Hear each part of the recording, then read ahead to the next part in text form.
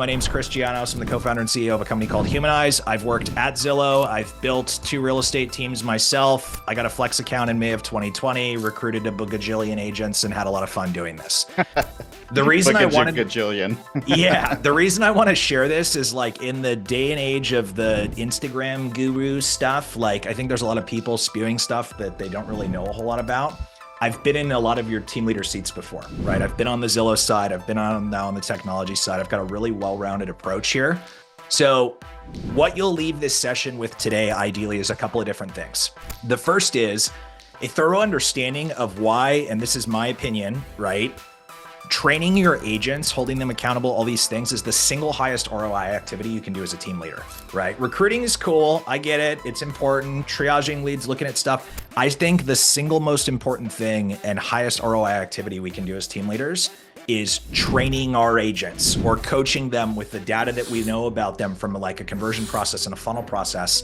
That is the single highest ROI thing that we can be doing, right?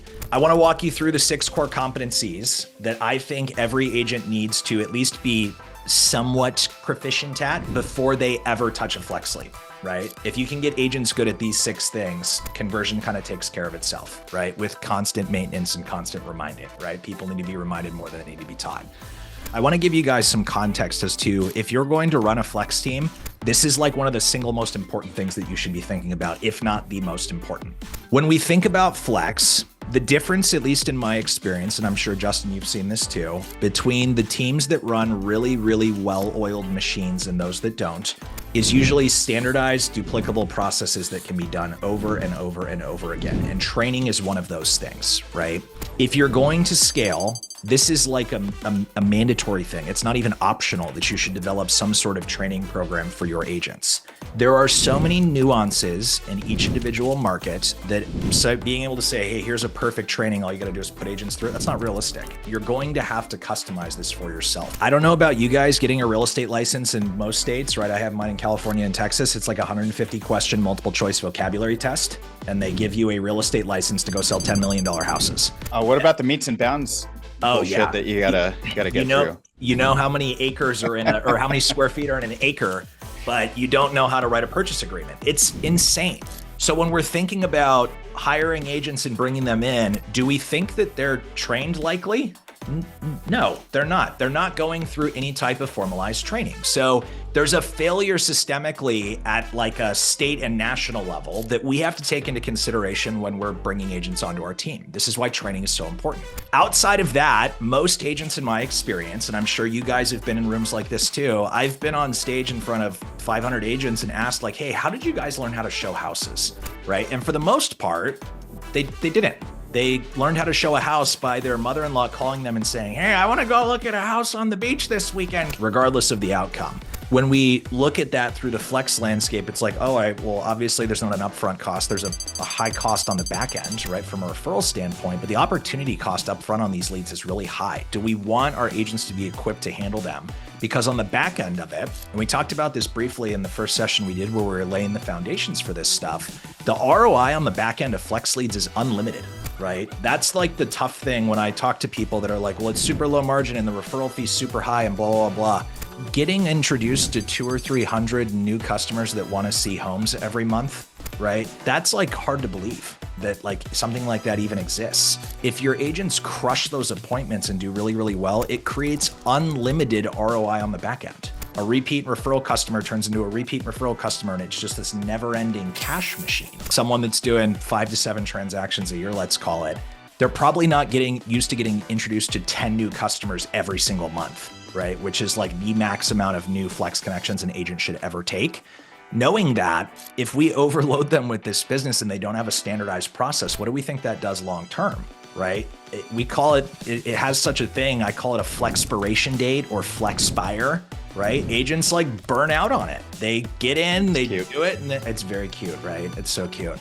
They burn out on it. And like we can prevent that by training them initially on a couple of core competencies to get them used to handling this volume of business. We want to get past that 300 connection per month mark to where it really starts to make sense from a profitability standpoint. Having a dialed in training program, right, that's standardized and duplicable that you do consistently, maybe once or twice a month, it makes you look better So when Zillow's going, and again, opinion, but if Zillow's going, is Justin's team ready to scale? They have their onboarding dialed in. They've got a sick ass training program.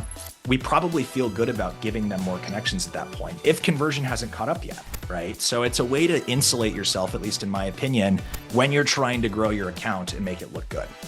We want to make sure that we've got a standardized process that we can put agents through, and on the other end, they come out trained and ready to rock and roll. In the beginning, we want predictability and consistency, not just speed. Speed is not your friend when you're trying to do this the right way, at least initially. Without a training program, you're relying on a couple of different things.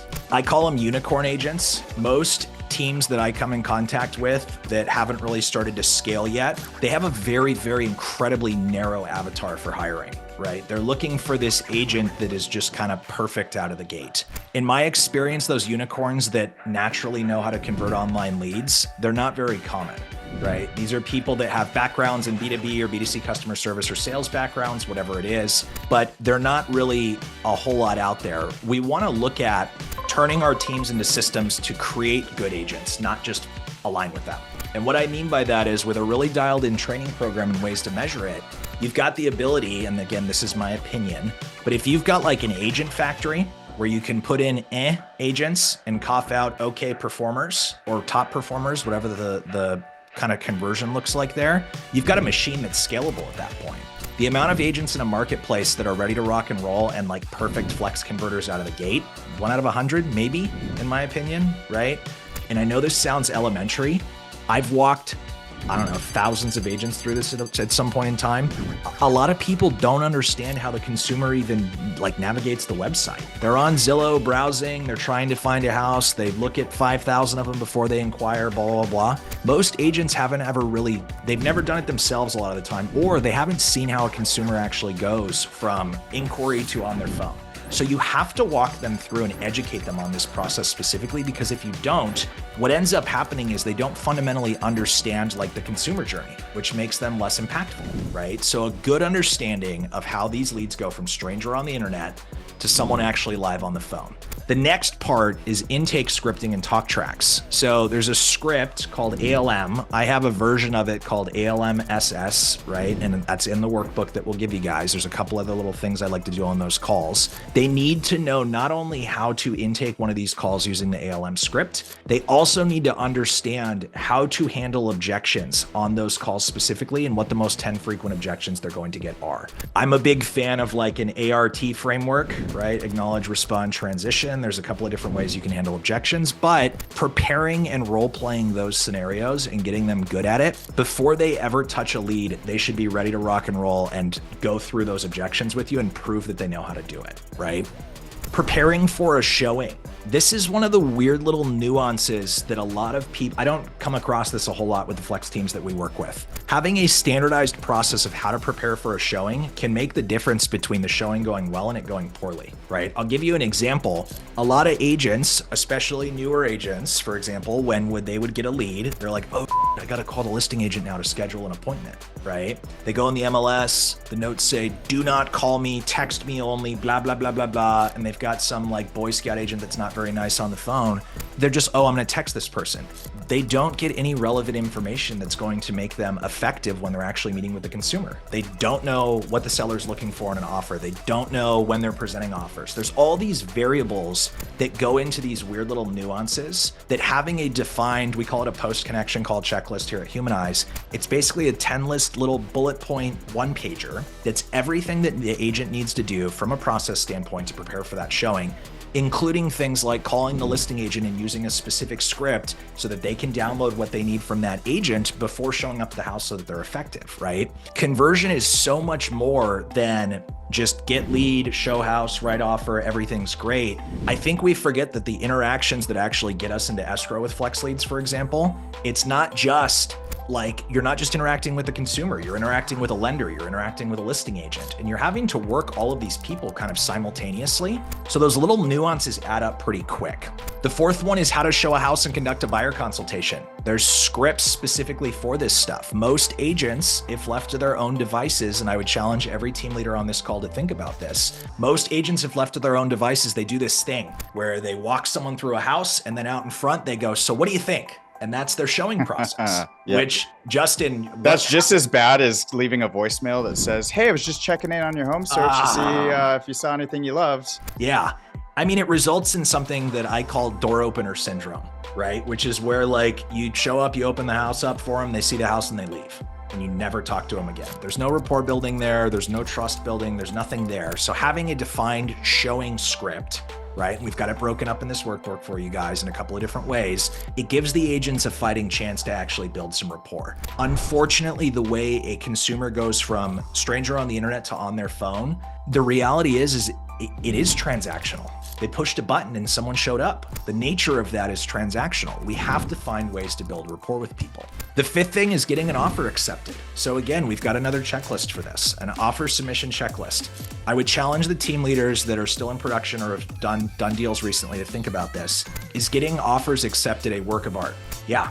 It is, especially in this market. Before it was just getting a fighting chance to get your offer even presented to the seller. Now, if you've got a bunch of houses and there's inventory in your marketplace and stuff's overpriced, you're having to try and teach that listing agent how to talk to their seller about accepting a realistic offer. That's not easy. So having scripting and talk tracks for those types of conversations in this checklist are ridiculously important to win because again, just because someone wants to buy a house doesn't mean a deal's gonna get done. There's other hurdles that they have to jump over. And lastly, and this is something that we're gonna dedicate an entire session to, fanatical follow-up practices. I say fanatical just because that sounds crazy and like serial killer-ish, right? But the idea is these are online leads. There's 10,000 different scripts that you can do it.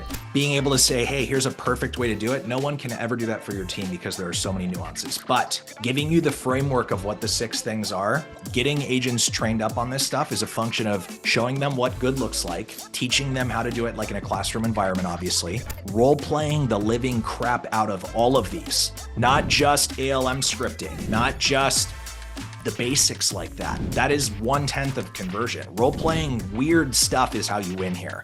Calling a listing agent, having a conversation. They should be mock doing that with you. Calling a listing agent when they're trying to get an offer accepted. They should be mock role-playing those sessions with you, right? Like I've seen really experienced agents that were killer at FSBO leads, like just tank on Zillow Flex leads because they can't get out of the mindset of trying to figure out how to prove something to somebody on the phone. It's a completely different kind of lead source, right? So for these Zillow Flex leads, the ALM metrics it's there on purpose, right? Like this person called to go see 123 Main Street. So like probably get them what they want as soon as possible. And then use open-ended questions to try to discover the rest of the location motivation portions of things, right? To dig in and build the rapport that Chris was talking about earlier. So there's no hard and fast rule, but almost every single one of those teams does have an onboarding process for those agents to be able to prove themselves before they're let loose on just like live flex leads. And many of the times that's, I don't know, there's a pond of a bunch of leads that have never been contacted for forever, and they just got to get to work and try to start converting those and